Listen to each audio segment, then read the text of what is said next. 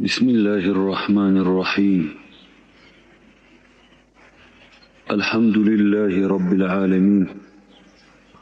Vessalatu vesselamu ala Resulina Muhammedin ve ala alihi ve evladihi ve ezvacihi ve ashabihi ve etbaihi ecma'in. Subhaneke la ilme lena allamtena inneke entel alimul hakim.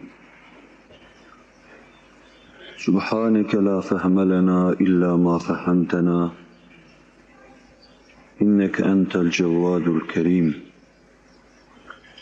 Rabbi şrah li sadri ve yessir li emri vahlul ukdeten min lisani yefkahu kavli ve ufevvitu emri ilallah innallaha basirun bil ibad. Allahümme salli ve sellim ve barik ala seyyidina Muhammedin ve ala alih adede kemalillahi ve kema yeliku bi kemali. Bismillahirrahmanirrahim. Kulilhamdülillahi ve selamun ala ibadihillezine istafa.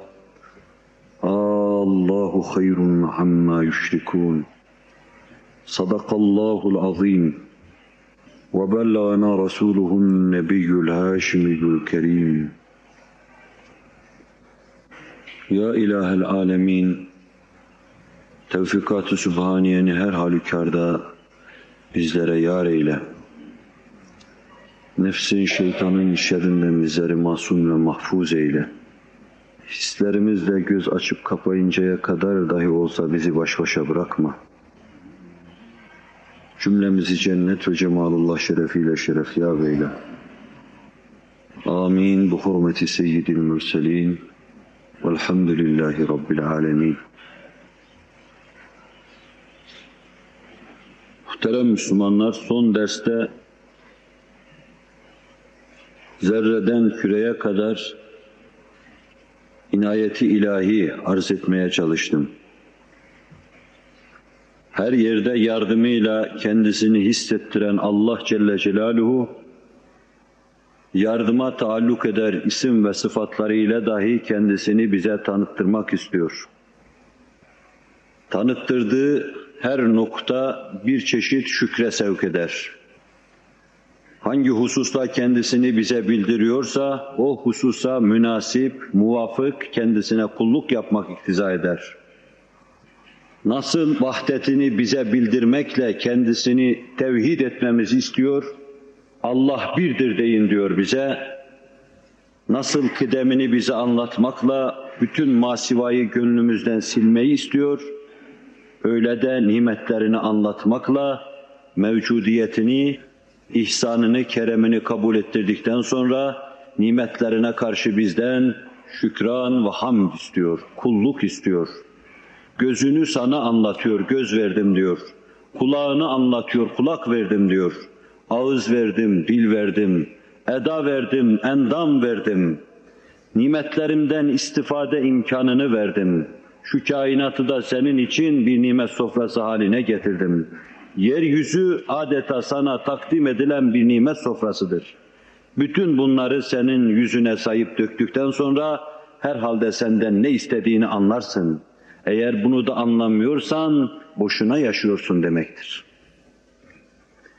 Birisi sana bir ceket giydirse seni bir gün sabahtan akşama kadar çalıştırır.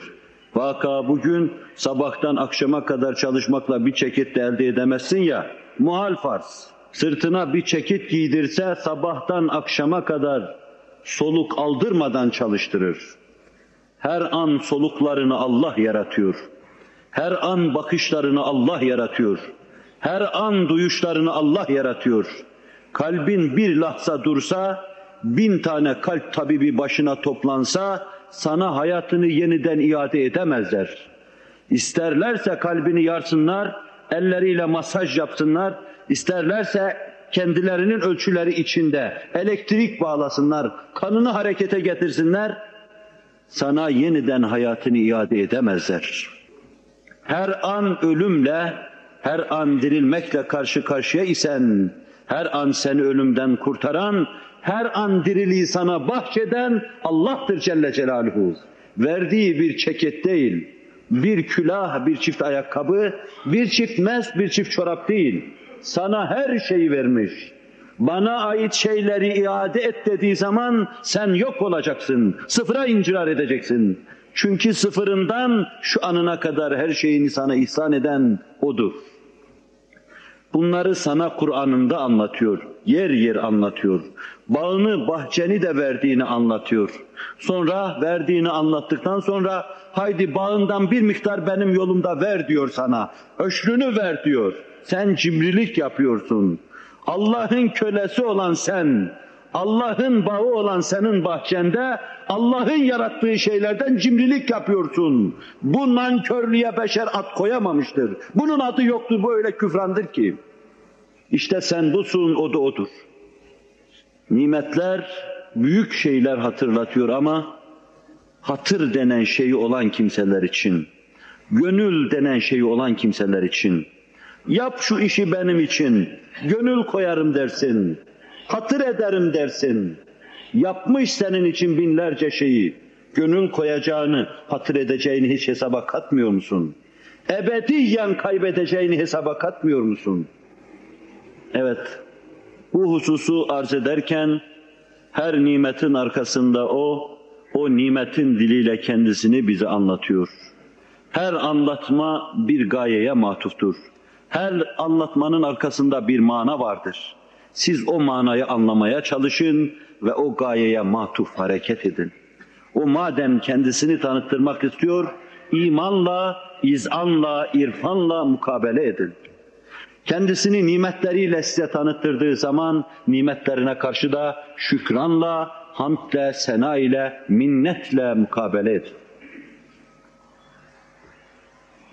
Bu derste de Allah'ın tevfikine istinad ederek kainatta hüküm ferma olan vahdeti, vücuduna ve birliğine bakan vahdeti ve vahdetin arkasında her şeyi bir tek zata vermezsek kainatı izah etmenin, kainatı tahlil etmenin imkanı olmadığını ve bunun arkasında da yine gönülden gele gele La ilahe illallah Muhammedur Resulullah kutsi kelamını söylemeyi anlatıyor.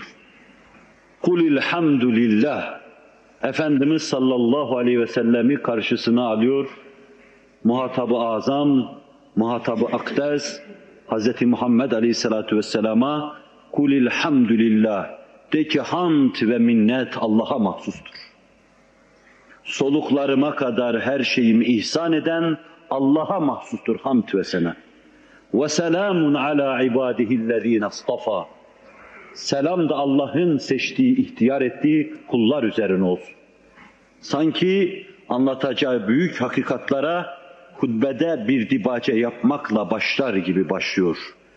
Biz de elhamdülillahi rabbil alemin ve salatu ve selamu ala Resulina Muhammedin diyoruz. Allah Habibine öğretiyor, bu işte edebi öğretiyor. De ki hamd Allah'a mahsustur. Selam da onun seçtiği, ihtiyar ettiği kullara hastır. Peygamberlerine ve dolayısıyla onların gölgesi durumunda olan mücedditlere, müçtehitlere, gönül açanlara, baş yaranlara, hakaiki insanın içine yerleştirenlere, selam da onlara olsun. Onlar olmasa biz kainatın bu parlak yüzünü böylesine parlak göremezdik. Resulullah Kur'an'la bize kainatı anlatmasaydı, en büyük filozofların yanıldığı, anlama hususunda yanıldığı kainatı anlamada biz de yanılırdık. Hiç kimse Eflatun kadar zeki değildir. Aristoteles kadar zeki değildir. Fakat aldandılar. En adi mümin derecesini dahi kazanamadılar. Sen aklın 3 kere 3 9 eder mi etmez mi? Tereddütle hüküm vermeye yeten veya yetmeyen aklınla Allah'a iman etmişsin. Bunu sana öğreten Resulullah'tır. Onun için Allah'a hamdin arkasında ve selamun ala ibadihillezine istafa diyeceksin. Kur'an tercümesiyle, Nebi tercümanlığıyla kainat hakikati sana anlatılıyor. İnsan hakikati sana anlatılıyor. Gönül şerha şerha yarılıyor, teşrih masasına diziliyor ve sonra başına sen getiriliyorsun, ona baktırılıyorsun.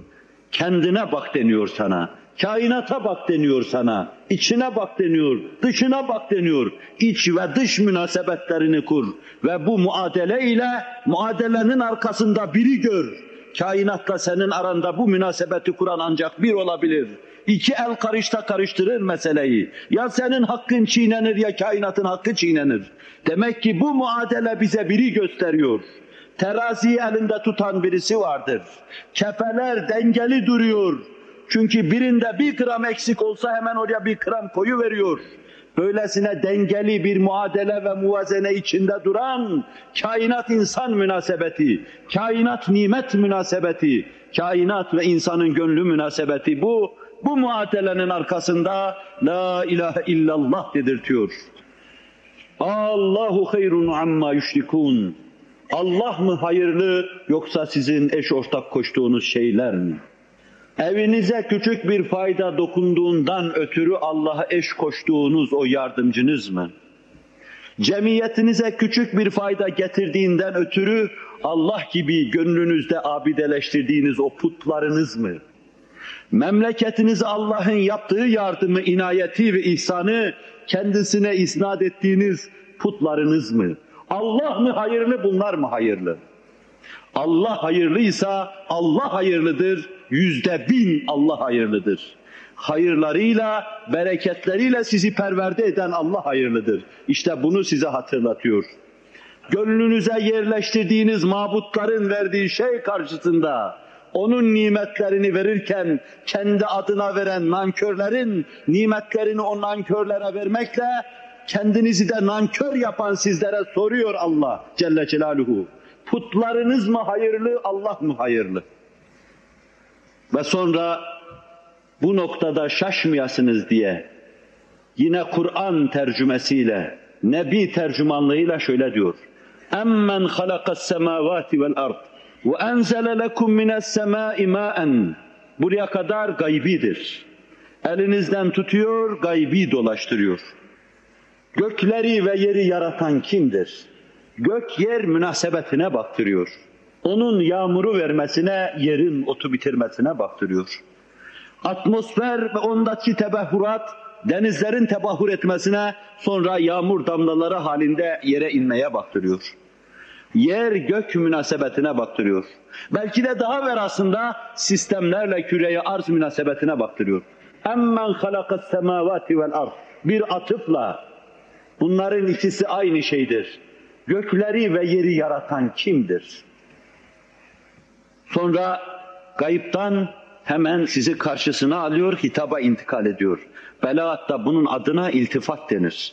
Siz göklerin ve yerin yaratılması, yağmurun yere inmesi, yerden otun bitmesi, kanununa baktığınız zaman içinizden Allah diyeceksiniz. Ve sonra sizi karşısına alıyor. Siz ister deyin ister demeyin. Bu makam karşısına alma makamıdır. وَاَنْزَلْنَا لَكُمْ مِنَ السَّمَاءِ مَاءً. Gökten yağmuru biz indirdik diyor. Sizin için gökten yağmuru biz indirdik diyor. Bir taraftan tekellüme intikal var. Biz indirdik diyor. Bir taraftan da size biz indirdik diyor. İnmesinde gayet sizsiniz. Yerin ot bitirmesinde gayet sizsiniz. Denizin buharlaşmasında gayet sizsiniz. Birbirini takip eden binlerce hadise bir vahdet teşkil ediyor. Bu vahdetin ortasında merkez olarak sizsiniz. Ve bu vahdet bir vahidi gösteriyor. Bunun arkasında Allah var, o da Allah'tır. Ve sonra size dedirtecek bunu. وَاَنْزَلْنَا لَكُمْ مِنَ السَّمَاءِ مَاءً فَاَنْبَتْنَا بِهِ حَدَائِقَ ذَاتَ بَهْجَ. İçinizi okşayacak, sizi cuşu huruşa getirecek. Gönlünüzce heyecan dalgaları birbiri peşinde birbirini takip edecek halde size behçet, nedret ve sürur verecek. Bağlar ve bahçeler yarattık diyor. Bununla bağlar ve bahçeler bitirdik. Şuradan çıkın, bir arabaya binin, ağır ağır arabayı sürün, İzmir'e kadar gidin. Sağ ve solunuza bakın, arasına bakın. Gözünüzü tırmalayacak tek manzara göremeyeceksiniz. Her baktığınız yerde en büyük ressamın tek şeklini dahi tespit edemeyeceği, alabildiğine iç açıcı manzaralarla, tatlı tablolarla karşı karşıya kalacaksınız. Bir taraftan nimetlerini size yediren, sizin arılarınıza yediren ellerinden bal alan, sizin hayvanlarınıza yediren memelerinden süt alan, bir taraftan da sizin gözünüzü okşayan, içinizi okşayan, sizin dünya evinizi, dünya sarayınızı böyle tatlı resimlerle donatan, tespit eden, gözünüzü tırmalayacak tek şeyi bırakmayan Allah Celle Celaluhu. İşte böyle iç açıcı zemini sizin için ben yarattım diyor. Bir de umum kainatı gördüğünüz Turgutlu İzmir arası manzaraya inzimam ettirecek olursanız, onun aşıkları, onun hahişkarları, onun hayranlarını da halakalar halinde tasavvur ederseniz, kainatın nasıl vecd ve cezbe içinde Cenab-ı Hakk'ın yarattığı güzelliklere karşı cuşu huruşa geldiğini tahayyül edebilirsiniz. Cenab-ı Hak hayal ettirsin. Bizi anlayışsızlıktan, bizi miskinlikten, uyuşukluktan, kalbi hayatı ölmüş olmadan halas eylesin. Ben öyle görüyorum şahsen. Kalbi hayat 4 asrın tırpanlaması neticesinde bizde öldü. Ne zaman hayata kavuşur Allah bilir. Bu yine Nebinin nefesiyle, Nebinin soluğuyla olacak. Yuhricul hayye minel meyyit ve yuhricul meyyite minel hayy. Ölüden diriyi, diriden ölüyü çıkaran Allah'tır. Yaşarmayan gözleri yaşartacak Allah'tır. Ürpermeyen kalplerde ürperti hasıl edecek Allah'tır. Gündüzü sabahtan akşama kadar gaflet içinde, gecesi akşamdan sabaha kadar gaflet içinde geçen insanlara can getirecek Allah'tır. Bizim elimizde hiçbir şey yoktur. مَا كَانَ لَكُمْ اَنْ تُنْبِتُوا شَجَرَهَا. Siz o Allah'ın yağdırdığı yağmurla, kabarttığı toprakla, meydana getirdiği otları bitirecek halde değilsiniz. Yağdırmasa yağmuru, bitirmez otu, bir tek ot bitiremezsiniz. İlahum Allah. Durun şu noktada ve düşünün, Allah'tan gayrı bir ilah mı var? Bu kainatı elinde tutan bir başkası mı var? Belhum kavmun ya'dilun. Durumu değerlendiremediğiniz için yine gayba gidiverdiniz. Yine atı verdi. Belki onlar hak ve hakikattan yüzlerini çevirmiş sapık kimselerdir diyor. Siz dedi huzurunu aldı. İltifat etti. Ben size yaptım bunları dedi. Değerlendirmeyenleri elinin tersiyle iter gibi. Takdis ediyorum elden, elinin tersinden onu. Ama öyle iter gibi belhum kavmun ya'dilun. Ne kadar da yüz çevirmiş kimseler. Belki onlar hak ve hakikattan yüzlerini çevirmiş, apukluk sapukluk arkasında koşuyorlar. Kur'an diyor. Evet, her şeyde bir vahdet vardır. Vahdet, vahide delalet eder. Vahdet birlik demektir. Her şey bir fabrikanın çarkları halinde çalışır, bir neticeyi hasıl eder. Bir insan vücudundaki uzuvlar gibi çalışır, belli bir neticeyi hasıl eder. Bir saatin çarkları gibi sağa sola döner ama fakat belli bir neticeyi hasıl eder. Kainat çeşitli semereleriyle, insan çeşitli semereleriyle ve saatiniz size vaktinizi göstermek semeresiyle sizin karşınıza çıkar. İşte biz bu çalışmaların hepsine vahdet diyoruz. Birlik diyoruz bir netice hasıl etmek için. Bu bir, her şeyin arkasında biri gösterir.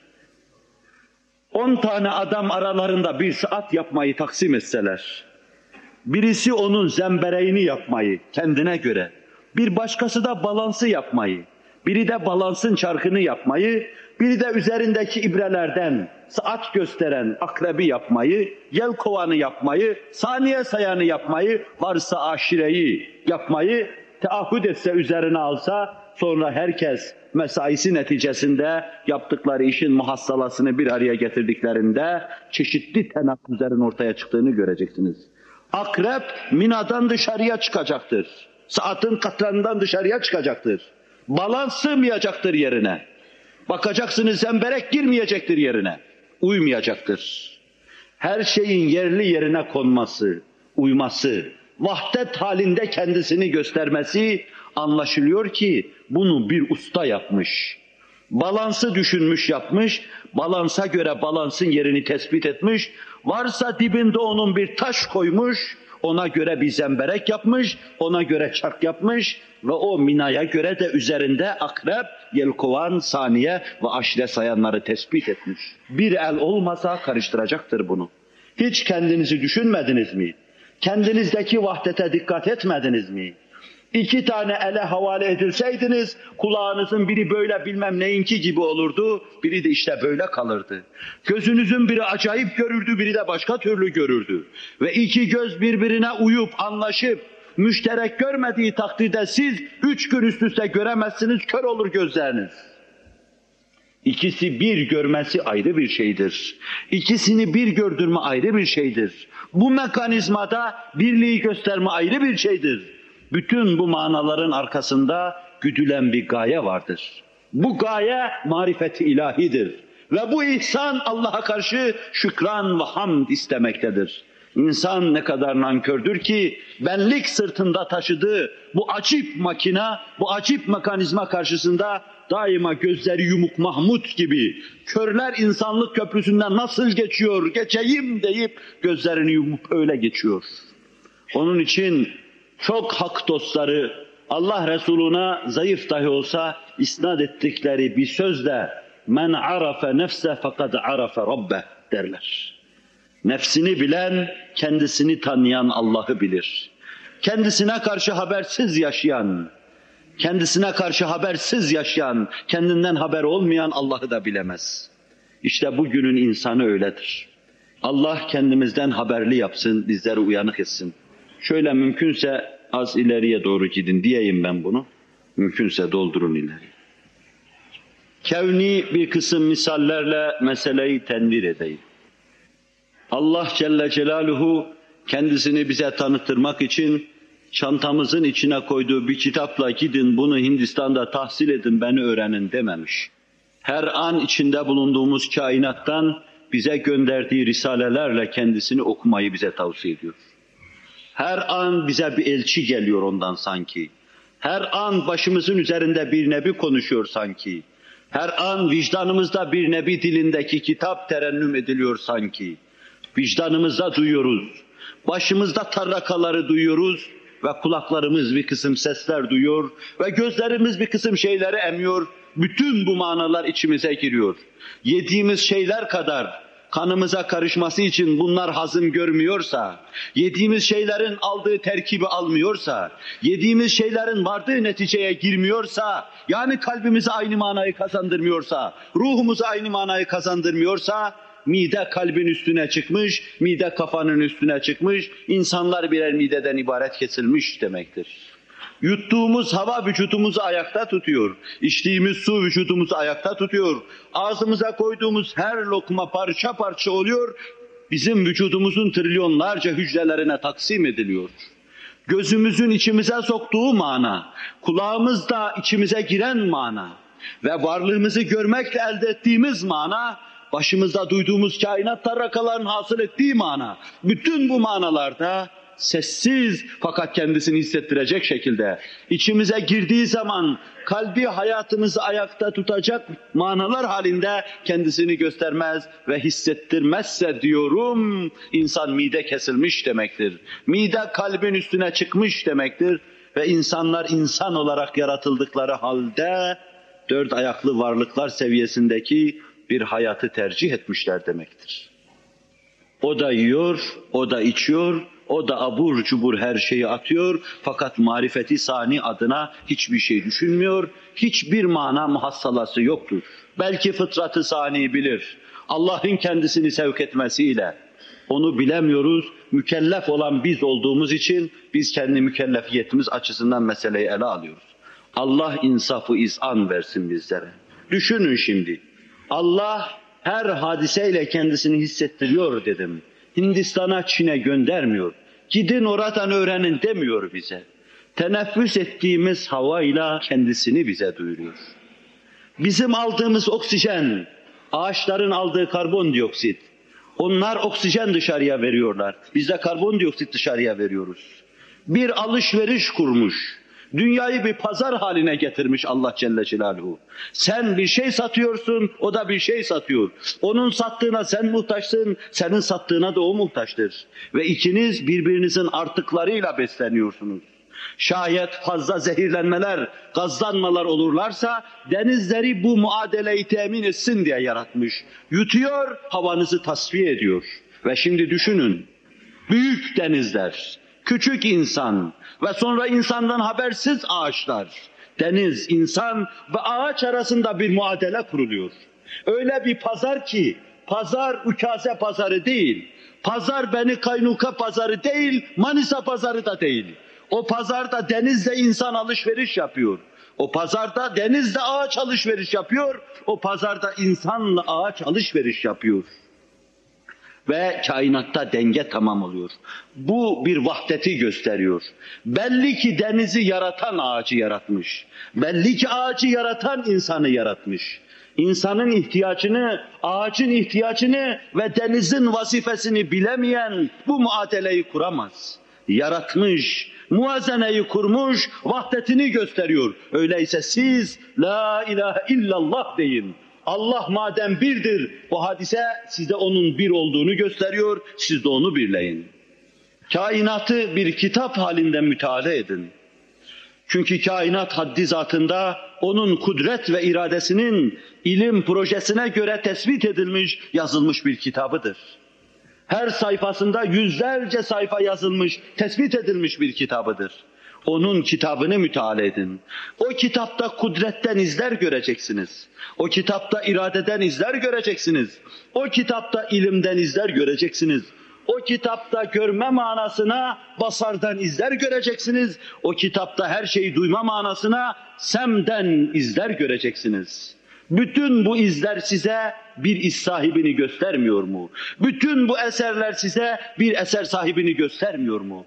Bedevi Resulullah'ın huzurunda el-ba'retu tedullu alel-ba'iri ve âthârul akdâmi tedullu alel-mesîri fesemâun zâtu ebrâcin vel-ardu zâtu ficâcin alâ tedullu alel-alîmil habîri ev kemâ kâl. Bir yerde deve tersi gördüğün zaman bir devenin geçtiğine delalet eder. Varsa ayak izi bir insan geçmiştir dersin.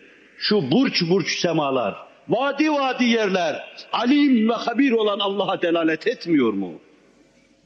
O Resulullah'a karşı deve çobanı olarak bunu söylüyordu.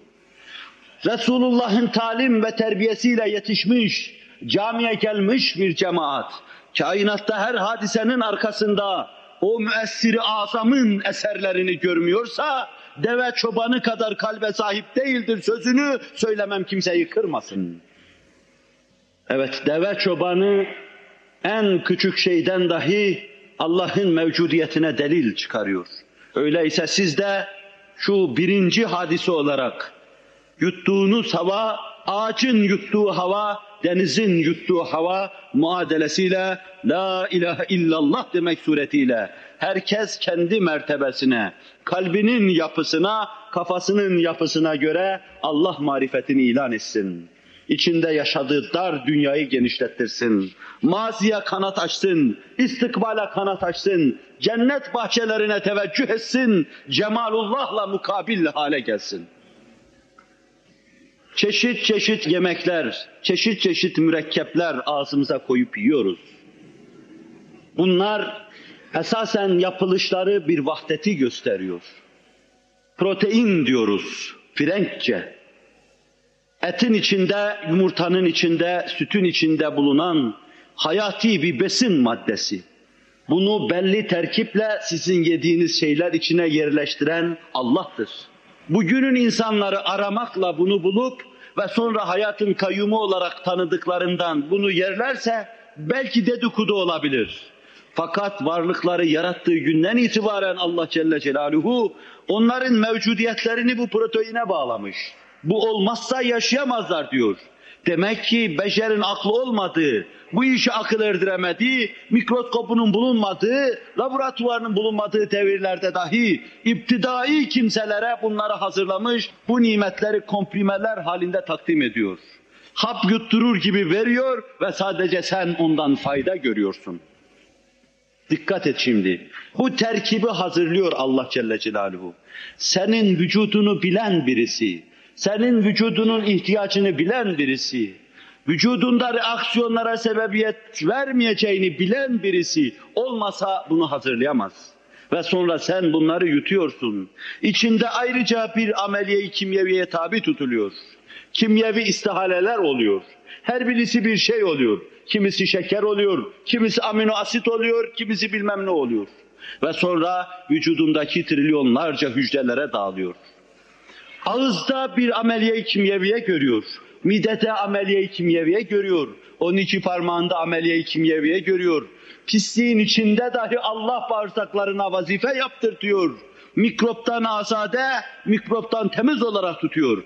Bağırsağının makadına yakın kısmında 50 çeşit mikrop var, cirit oynuyorlar orada. Ama bunları kanına karıştırmıyor, zehirletmiyor seni. O pisliğin içi böyle vıcık vıcık mikrop dolu, koruyor. Onların içinden faydalı şeyleri bağırsağına yutturuyor. Bundan anlaşılıyor ki, İnsanın içinde yemeği hazmeden, insanı yaratan, insanın ağzının hoşuna gidecek o nimetleri yaratan, ağzı yaratan, mideyi yaratan, bağırsağı yaratan, mikrobu yaratan ve senin içindeki dengeyi yaratan, bütün bunlar hepsi bir zata bakıyor.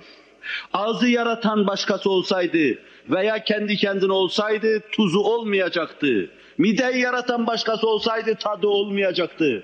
Bağırsağı yaratan başkası olsaydı halaveti olmayacaktı. Demek ki bunlar hepsi bir elden çıkmış. Bunda bir vahdet vardır. Vahdet vahidi gösterir. Siz de görün ve la ilahe illallah deyin. Allah'ın birliğine şehadet edin. Cenab-ı Hak ettirsin. Yüzünüze tebessüm eden şu güzel baharda, sekene-i semavatı dahi beyin yapanımızın tabiriyle seyre celbedecek, cazibedarlık gösterdiği şu bahar mevsiminde, ruhanileri, melekleri cuşu huruşa getirecek, yeryüzünü seyredin şu baharda, yarattığı masnuat-ı ilahiyeyi seyredin dediği şu bahar mevsiminde, gidin, onun güzelliğinin aynası olan çiçekler arasında gezin. Bazılarının üstünde arıları, sinekleri göreceksiniz. Bu çiçekler niye bu kadar güzel deyin. Kendi kendinize sorun veya bir akıldaneye sorun, akıllı birisine sorun. Eğer hayvanattan ve çiçekten anlıyorsa bu çiçeklerin güzel yaratılmasının hikmeti arıları veyahut başka şekilde tohumları taşıyacak başka haşeratı celbetsin, cezbetsin, onun hoşuna gitsin, onu kendisine bağlasın ve sonra erkek tohumunu başka tarafa intikal ettirsin diye bu kadar güzel olmuş diyeceklerdir. Böyle diyeceklerdir size. Çiçek bu kadar güzeldir. Arı konacak oradan bir şey alacak. Arı ise bal yapacağı hüzmeyi alacak. Aynı zamanda tohumu da başka tarafa götürecek. Otlar arasında tıpkı rüzgar gibi aşılamaya da vesile olacak. Bir hadiseyle çeşitli cilveler gösteriyor. Çiçeğe güzellik veriyor. Arıya aşk ve şevk veriyor. İkisinin arasında bir muvazene hasıl ediyor. O bal yapıyor senin ağzına göre, senin midene göre. Bakın neler oluyor bir şeyden. Aynı zamanda çiçek güzelliğiyle arıyı cezbediyor. Ve sonra bir taraftan da otları aşılıyor, tıpkı rüzgarla aşıladığı gibi. Bundan anlaşılıyor ki, rüzgarı estiren el ki, çiçeği bitiren el ki, arıyı çiçeğe konduran el ki, kainatı yaratmıştır. Bütün kainatın arkasında, her hadisenin arkasında bu el vardır. اَمِ اتَّخَذُوا آلِهَةً مِنَ الْأَرْضِ هُمْ يَنْشُرُونَ لَوْ كَانَ فِيهِمَا آلِهَةٌ إِلَّا اللّٰهُ لَفَسَدَتَا فَسُبْحَانَ اللّٰهِ رَبِّ الْعَرْشِ اَمَّا يَصِفُونَ Sadakallahul azim. Onlar Allah'tan gayrı ilah mı kabul ediyorlar? Esbaba mı veriyorlar? Tabiat mı yaptı diyorlar? Tabiat kanunu, doğa kanunu mu diyorlar? Asla ve kat'a. اَمِ اتَّخَذُوا آلِهَةً مِنَ الْأَرْضِ هُمْ يَنْشُرُونَ O ilahlar mı onları neşredecek? O tabiat ve esbab mı onların otlarını, ağaçlarını neşredecek? Arıyı şevke getiren tabiat kanunları mı? Onların batıl ilahları mı? Çiçeği güzel yaratan onların batıl ilahları mı? Asla ve kat'a. لَوْ كَانَ ف۪يهِمَا آلِهَةٌ اِلَّا اللّٰهُ لَفَسَدَتَا Allah'ın gayrı gökte ve yerde ilah olsaydı, yer gök fesada giderdi. Vahdet nizamı gösteriyor. Nizam nazıma delalet ediyor. Belli ki her hadisenin arkasında bir tanesi var. Birisi var. Biricik bir varlık var. Kainatın ferdi ahadi, kainatın ferdi samedi, her şey ona muhtaç. O hiç kimseye muhtaç değil. O bir tanedir. Her şeyi birlik kanunun içinde idare etmektedir. Allah basiret ihsan eylesin, Allah anlayış ihsan eylesin. Bu zemin yüzünde havasından, başkalarının havasından, otların, ağaçların alem ve havasına, arıların alem ve havasına kadar görüp, simalarında okuduğumuz vahdetten ibaretti. Bu vahdet sikkesi, vahid ve ahad olan Allah'ı gösteriyor. Yolda giderken bir tane turra bulsanız, bilmem hangi tarihte falan yerde yaşayan ya Saltuklar tarafından veya Karamanlar tarafından meskûk bir sikke bulsanız, kendi kendine böyle basılmış, bir taş şöyle denk gelmiş, bir taş da böyle denk gelmiş veya birinin ayağının altına denk gelmiş de bu şekli almış, hükmünü vermezsiniz. Böyle bir hüküm vermeyi hamakat sayarsınız. Şimdi yüzlerce sikkeyle, ayağınızı basıp geçtiğiniz yüzlerce sikkeyle karşı karşıya bulunuyorsunuz. Bütün bunları birini vermeyen, birini esbaba, gelişi güzel tesadüfe havale etmeyen sizler, nasıl oluyor ki binlercesini haşa ve kella esbaba ve tabiata havale ediyorsunuz, Allah'ı unutuyorsunuz. Müminlerin ağzından da çıkıyor, yağmur yağmazsa ot bitmez diyor. Yer bilmem ne olmazsa şu olmaz diyor. Şu olmazsa şu olmaz diyor. Unutuyor her şeyi yapan Allah'ı Celle Celaluhu. Bunlar adi şartlardır. İlleti tam Allah'tır Celle Celaluhu. Her şeyi yaratan O'nun kudretidir, O'nun iradesidir. Ama bir imtihan dünyasında bu sebepleri vaz etmiş, Ebu Cehil ile Ebu Bekir birbirinden ayrılsın diye ve bunlar da izzetine perde olsun diye Allah hakikatleri hakikatin yüzlerine göre anlamaya muvaffak kılsın bizleri inşallah. Bir de semanın yüzüne bakalım. Onu teşkil eden küçük varlıkların simasına bakalım. Hep beraber onların yüzünde, simasında meskûk olan sikke-i ilahi, vahdet-i ilahi gösteren delaili beraber müşahede edelim. Kainatın en büyük hakikati marifet hakikatıdır. Allah'ı bilme hakikatıdır. Bundan daha büyük hakikat yoktur. Cennet ve cehennem hakikatları bunun neticesinde olur. Bilirsen cennete gidersin, bilmezsen cehenneme gidersin. Allah marifeti, Allah'a inanma hakikatine her şey dayalıdır. Her şey Allah'a dayalı olduğu gibi, ona istinad ettiği gibi her hakikat da Allah'a dayanmak, Allah marifeti hakikatine dayanmaktadır. Onun için üzerinde ne kadar durulsa yeridir, sezadır ve kalbi hayatımızın da ihtiyacı vardır.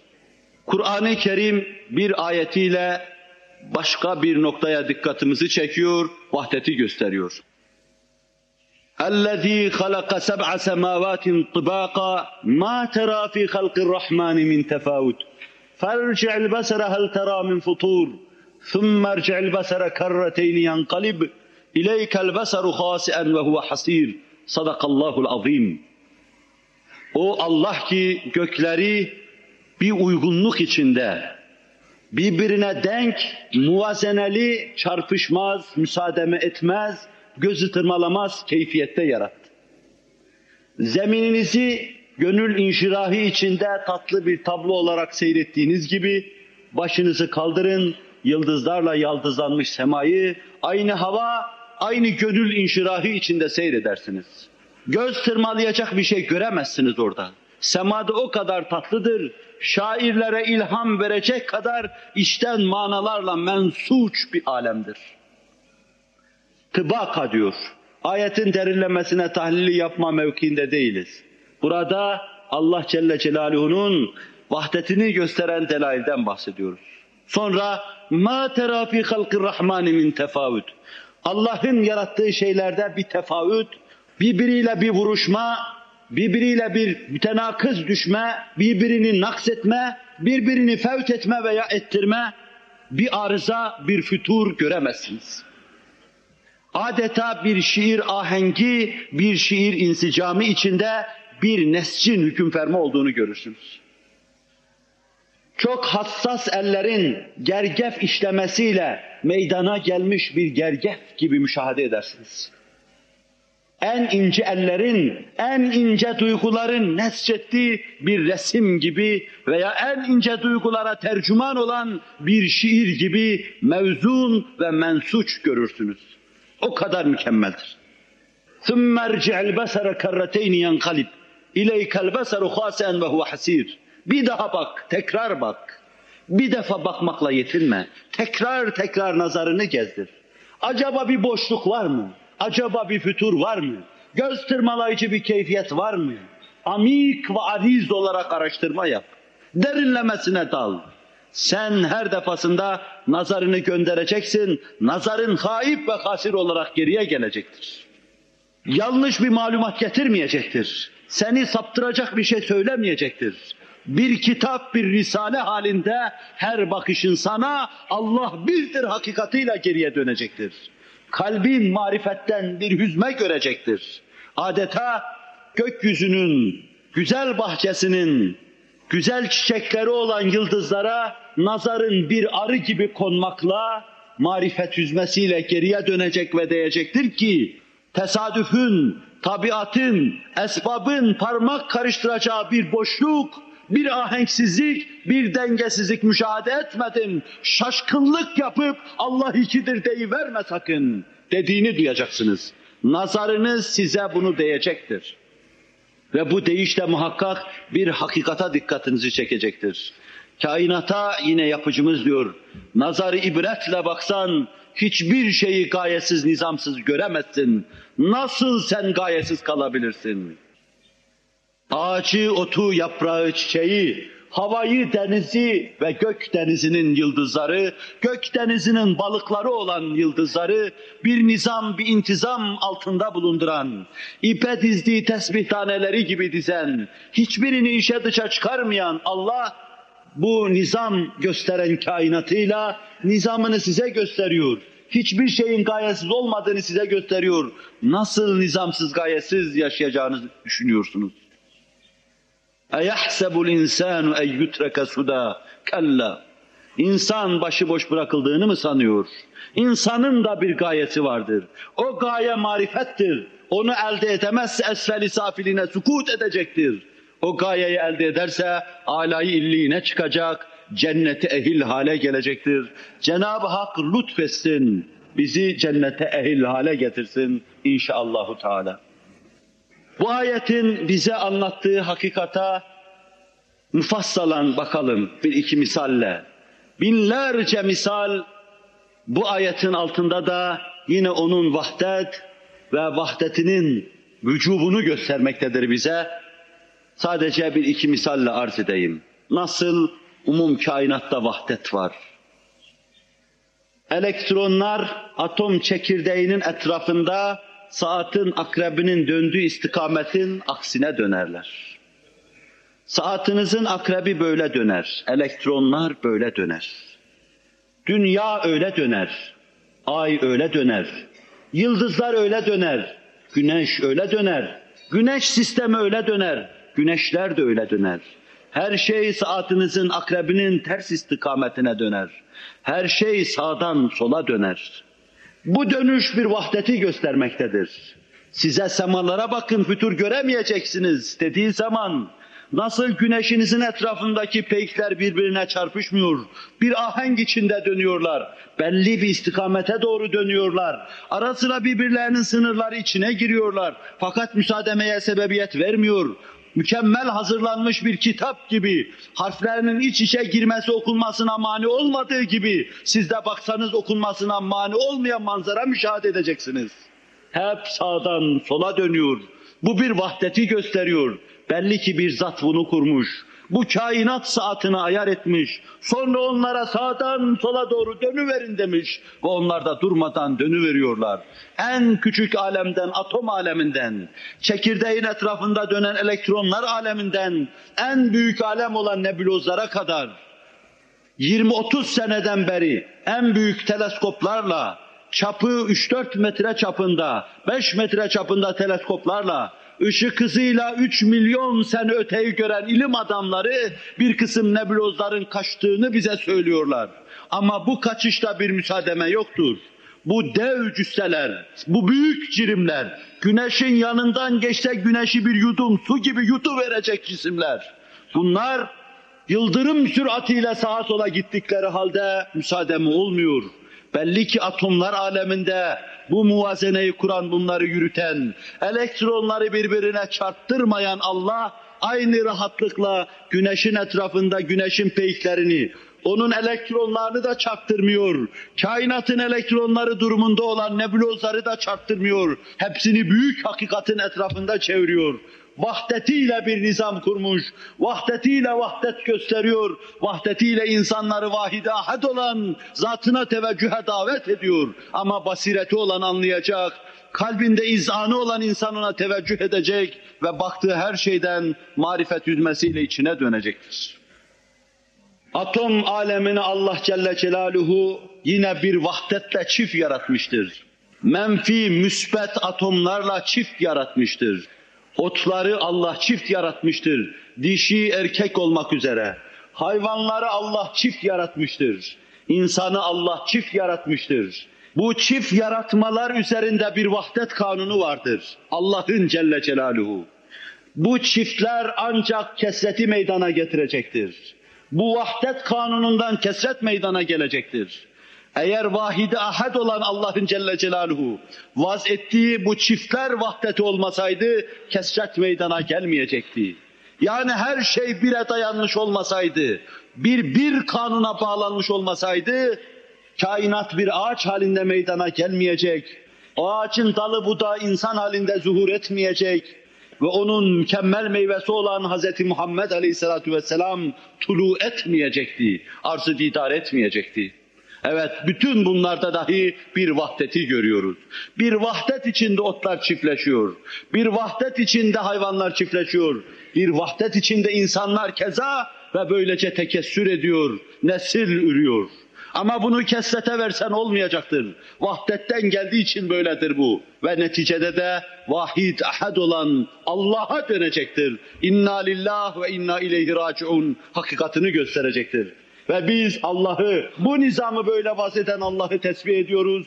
Onun ifadesiyle. Subhanellezî halakal ezvâce kullaha mimma tunbitul ardu ve min enfusihim ve mimma la ya'lemun. O Allah'ı tesbihü takdis ederiz ki o otlardan yarattığı her şeyi çift yarattı. Hayvanları da çift yarattı. Canlıları, insanları da çift yarattı demektir.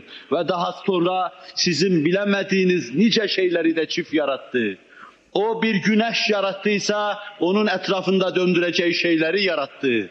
Bir zait yarattıysa yanı başında nakisi yarattı. Menfinin yanında müsbeti yarattı. Yarattı, o vahdet kanunuyla kendisini size gösterdi, kendisini size tanıttırdı. Tanıtmasına mukabil siz de tanıyın. İçinizden gele gele la ilahe illallah deyin. En büyük hakikata, kalbinizde tulu eden hakikata, lisanınız en kutsi cümle olan la ilahe illallah'la tercüman olsun.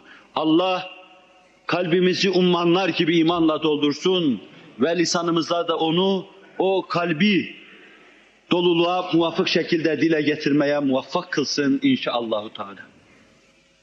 Yakın tarihte atom çok eskiden beri bilinen şeydi. Bu Latinceden gelme. Eski Yunan filozofları ona atom demişler. Bunun Arapçadaki adı zerredir. Bizim eski kelamcılar, akılcılar onlar da cüz-i ilahiyete ceza diyorlardı. En küçük parça demek. Maddenin en küçük parçası demekti. Bu bugünkü şeklini, tam alfabe olma halini tedrici surette aldı ve üzerinden çok uzun devirler geçti. Dalton bu mevzuda büyük şeyler söyledi ve belki de atomun atom olarak tam sistemli insanla mal edilmesi onun da oldu. Ama alfabesini yapan Rus alimi Mendeleyev oldu. O bir alfabe hazırladı. Hidrojen atomu tek çekirdeği, tek elektronu olan atom. Uranyum en son, alfabenin en son harfi. Elifbesi, bu işin elifbesi. En son da uranyum. 238 o da. Onda rakam 238. Bunda da 1'dir. Bir alfabe yaptı. Ama 8'li sisteme girenlerden başladı. 8'li ayarlayıverdi bunları. Bunu anlatmak da bize hem faydası yok, hem yorucu olacak şeydir. Şöyle avamca, basitçe arz edeyim. Çekirdeğin etrafında dönen elektronlar 8. dersi geçmişse, 8'i aşmışsa ondan öteye 8'li şeklinde tanzim edilir. Yani şöyle diyeyim, çekirdeğin etrafında dönen şeyde şurada 8 tane varsa bu 8 tamam oldu mu bir başka 8, bir başka 8, bir başka 8. Elektronlar böyle teşekkül eder. Bu alfabesini yaptığı zaman da bir kısım şeylerin eksik kaldığını gördü. Kendi kendine şöyle dedi, ya bu alfabede bir yanlışlık var veyahut da bir kısım maddeler var ki biz bunu bulamadık da. Ya alfabe yanlıştır veya bulamadığımız şeyler vardır. O gün yeryüzünde bilinen elementlerin sayısı 70'ti. Ama kısa zaman sonra o kendisi de hayatında gördü, 92'ye yaklaştığında Mendeleev'in alfabesinde bulunan boşluklar yavaş yavaş dolmaya başladı. Allah bir nizam kurmuştu. Atomlar aleminde dahi bir elifbe tanzim etmişti. Elifinden yesine kadar bir elifbe tanzim etmişti. Bunda sümanileri tanzim ettiği zaman bir kısım boşlukları beşer görmüştü. Ve sonra muhakkak bunların dolması gerekir. Çünkü Nazım-ı Azam hiçbir şeyde gözü tırmalayacak bir şey yaratmamıştır diyordu.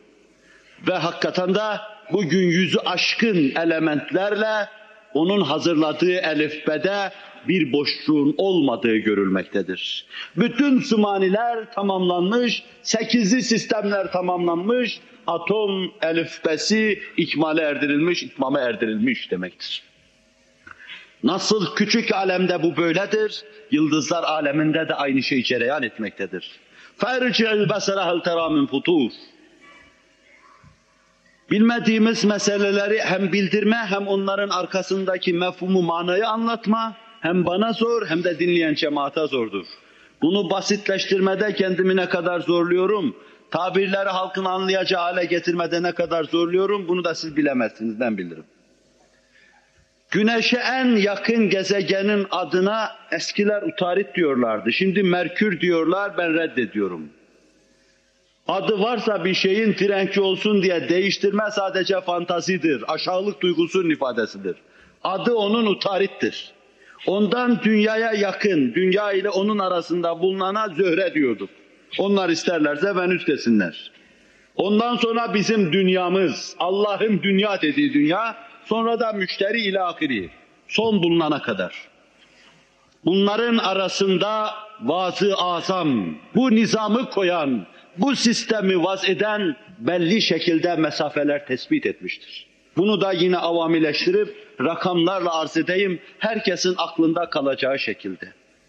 Biraz evvel arz ettiğim Rus aliminin elifbesinde önce bir kısım füturlar görüldüğü gibi, Güneşin etrafındaki gezegenlerde de görüldü aynı şey.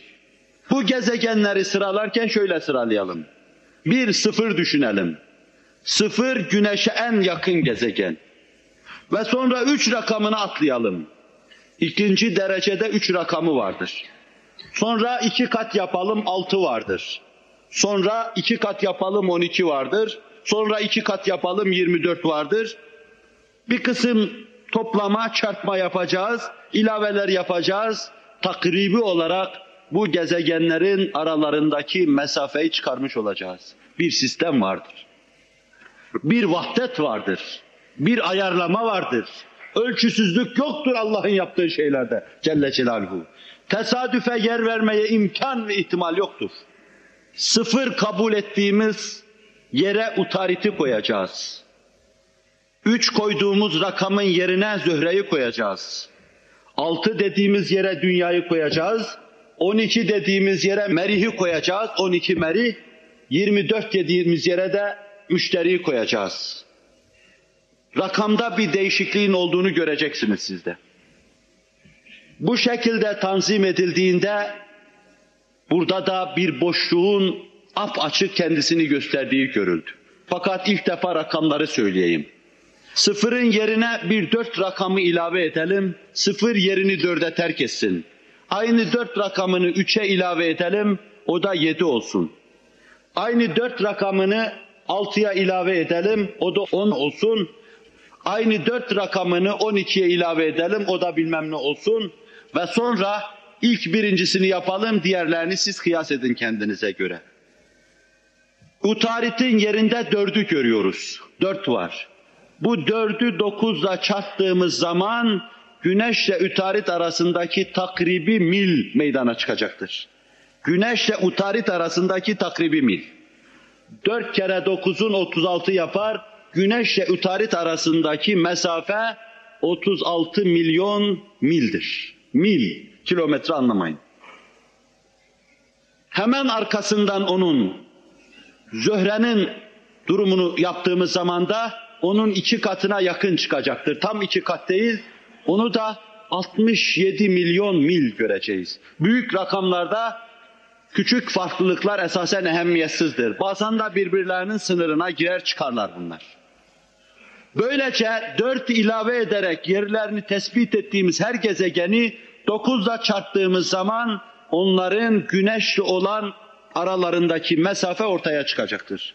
Ve birbirleri arasında olan mesafe kendi kendine tebeyyün edecektir. Avamın dahi, yani sadece basit ilk mektep talebesinin çarpması çıkarmasıyla olabilecek bir ameliye ile dahi anlayabileceği bir ölçüdür, onun için bunu söyledim. Fakat burada anlatmak istediğim şey bu değildir.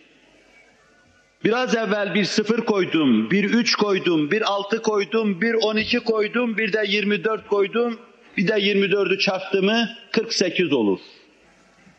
Bu 24 ile 48 arasında, 12 ile 48 arasında bir gezegenin bulunmadığını ilim adamları, astronomlar uzun zaman söyleyip durdular.